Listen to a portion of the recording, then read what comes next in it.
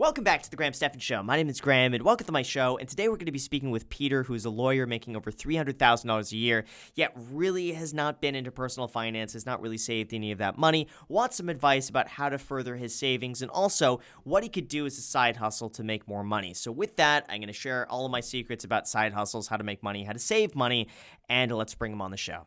So Peter, welcome to the Stephan Show. What's going on? Hey, Graham. Thanks very much for taking my call. You got it, man. What's up? So I was hoping to get your advice about my rent. Maybe I'll sketch out some background and then just get your thoughts on the situation. Cool. So I am an associate at a big law firm in Washington, D.C. It's a great job, enjoy the work. Current salary is $320,000, and that increases every year with seniority. Now, I have never really spent much time thinking about personal finance, but I recently went through a rough breakup, and now that it's just me, decided to finally get my finances in order. So I've watched your videos, made a budget, paid down most of my student debt, and I've shaved off a lot of my expenses. Okay. And that leads me to my question for you. When my ex moved out, she left me with our one-bedroom apartment, which costs $2,800 a month.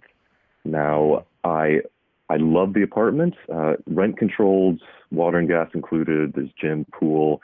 Right now, it's about 22% of my take-home pay, but $2,800 is still a lot, right? So I wanted to get your thoughts on whether I should stay put or whether you think I need to look for something else with lower rent. I mean, here's the thing. How happy are you there? I mean, is living in this apartment going to make you a happier person who's then going to be doing better at work? And then because of that, you're going to end up making more money? Because I've definitely seen it where if you're in a really nice spot or if you're in a spot that inspires you creatively, where you're happy, you're going to end up doing so much better in so many other areas as well. But if it's not that sort of place and it's just purely extravagance and you don't need it and you could be just as happy somewhere else for spending, let's say, $1,800 a month, then that's something I think that's worth considering. Okay, that makes sense. I think it is the sort of place that does make me happy. I just wasn't sure whether that much on rent is too much to be paying for a one bedroom. It really depends. Like you tell me $2,800 a month for a one bedroom here in Los Angeles. Like you say that in Santa Monica, and I'm like, whoa, that's a really good price. Wow, you're only 20. And I'm thinking like, wow, that's a really good deal. You say like $2,800 a month, one bedroom Manhattan. I'm like, whoa, that's a really great price. You say that in like Detroit, and I'm like, dude, you could go and get like a 7-bedroom house for $2,800 a month. So it really depends where and what the market value is. I mean, what would be in that area? Like, where are you located? I'm in Washington, D.C., so the rent is pretty high here as well. So what would be the cost of like a normal one bedroom? If you're going to go and like move down, save some money, how much would that be? I've probably seen them between $2,000 and $2,500. So it would be a savings, but then I have to move, and that's no fun at all, and everything that goes along with that. Yeah, people underestimate the amount of time and work and stress it takes to go and move. It's a daunting task. It's terrible. It's one of the worst things you could do is move. I can't stand it. So plus just the cost associated with that of just either hiring movers or it's going to be like your entire weekend is spent up that you could be doing something else, making other money elsewhere. So, I mean, here's the thing. I think it could be worth it if you're saving if you're going to be saving like $1,000 a month and being just as happy, I would say it's absolutely worth it. Pick up and move and do it. But to save a few $100s and go through that in a place where you're already right now pretty happy, I mean, I would probably lean like you have the money right now to be able to go and afford this. I understand it's 22% of what you make, but you're making a decent amount of money, and for the area, and given that you're already there, I don't think it's the end of the world. Okay, that makes sense. Now, there's one other wrinkle that I wanted to get your thoughts on. So I'm making a great salary right now. Starting later this year, I'm going to be taking a 1-year pay cut, and the reason for that is I will be clerking for a federal judge here in Washington. You talk about self-improvement and investing in yourself. It's a sort of career move that will pay off long term, but there's definitely an opportunity cost. I'll be making about $100,000 during that year. Now I've worked out all the numbers. I'll be able to cover my expenses.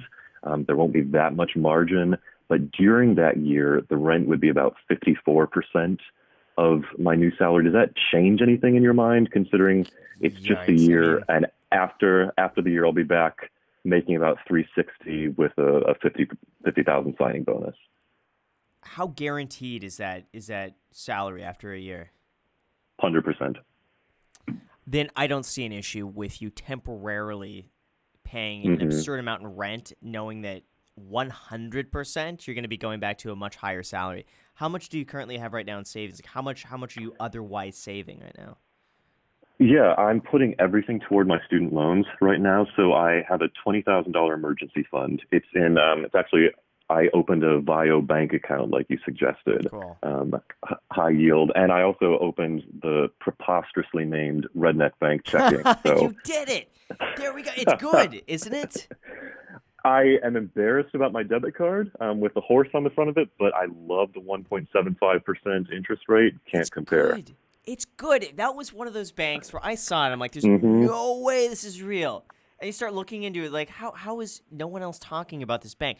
For anyone who's interested, it's called the Redneck Bank. Kid you Hmm. not, Redneck Bank, and they have like a little fly on the main side. It's such a wonky looking bank, but they're actually pretty decent. I've done a lot of research. This is one of those top rated banks that no one really talks about. I don't have an Yeah. affiliate link. I have nothing affiliated with them, but yeah, they're really good. They are. They're really good. So yeah, I have about 20,000 emergency funds stashed away there, and then just been throwing everything else at the student loans. I have about 55,000 left in law school debt, which again, the signing bonus after I start my private sector job will kill the rest of that easy. Gotcha. What are you loans at right now? What interest rate? Just refinance at 3.9%. Hmm. That's not bad. And do you think how long is the 20,000 going to be lasting you? Well, hopefully I won't have to dip into it at all. But if something were to happen, how long? How many months Hmm. is that for you? Yeah, that's 3 to 4 months. 3 to 4. I would almost recommend beefing that up just a little bit more, even though because your student loans at Hmm. just under 4% is not terrible. I would Yeah. almost say it might be worth it. Cut back on that briefly, beef up the emergency fund just a little bit, and split Okay. that between the two to have just a slightly larger emergency fund, especially if so much of your money over the next year is going to be going towards rent. I would probably Hmm. just recommend to have a little bit more in savings during the time where you're going to be earning less money. I just think it's more important at that time just to have a bit more of a buffer, just should something happen. Here's the Yeah, thing too. yeah, It's that just makes a lot of sense. it's also just having a little bit more liquidity in the sense of if you end up finding like a really good investment or really something comes up, the stock market just goes crazy, drops to these levels, and you're like, I wish I had more money available to me, Hmm. and I don't. It's either my emergency fund or nothing. I would want you to have just a little bit more liquidity because I mean paying down Yeah, a student loan at 3.9% is good, but I think during a time like this and during a time of lowered income, I think it's more important to have extra cash on hand just in case. yeah, I totally get that. That makes a lot of sense. One last question, if that's okay. Hmm. Um, Speaking of getting in extra cash, so I know I'm going into a lower salary, looking for side ways to earn money. So I've been doing focus groups and churning and credit card churning, all of that. I am also thinking about starting a side business. So consulting for law students and college students trying to get into law school, like career tutoring, that kind of thing. I was wondering if you had any good books or resources that you would recommend for someone who's starting to get into that sort of business.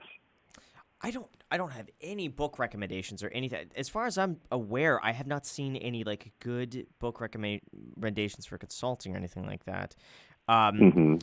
I would almost suggest probably any sort of job posting or Facebook would probably be the best, or any sort of networking groups that you could be a part of, Okay. or any sort of study groups that you could be a part of for this. I think that would be tremendous. I'm sure there are also some tutoring websites where you would Yeah. be able to post up your profile and see if anyone would be able to take you on that. I think that would be a great use of your time. Way more than Okay. I think Glad to focus. hear. Way more than focus groups. I mean, how much would you be able to charge? Like 100, 150 an hour? I I don't know. think I don't so, know. probably. Yeah, right. So Hmm. I think that's a way better use of. I mean, credit card churning is just fun. So I'd Yeah. recommend you keep doing that. You could look into bank account churning. It's a bit more of a hassle. I don't know if that's going to be worth your time or not for a few $100, depending on how much money you're moving around. Might not be worth your time, but I Hmm. think this absolutely is something that I would pursue and do. Okay, I will do that. Thanks for the encouragement. Cool. You're welcome. Was there anything else? No, that is all. I'm going to go Cool. enjoy a 10-cent cappuccino.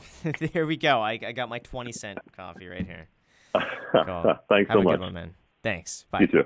Bye.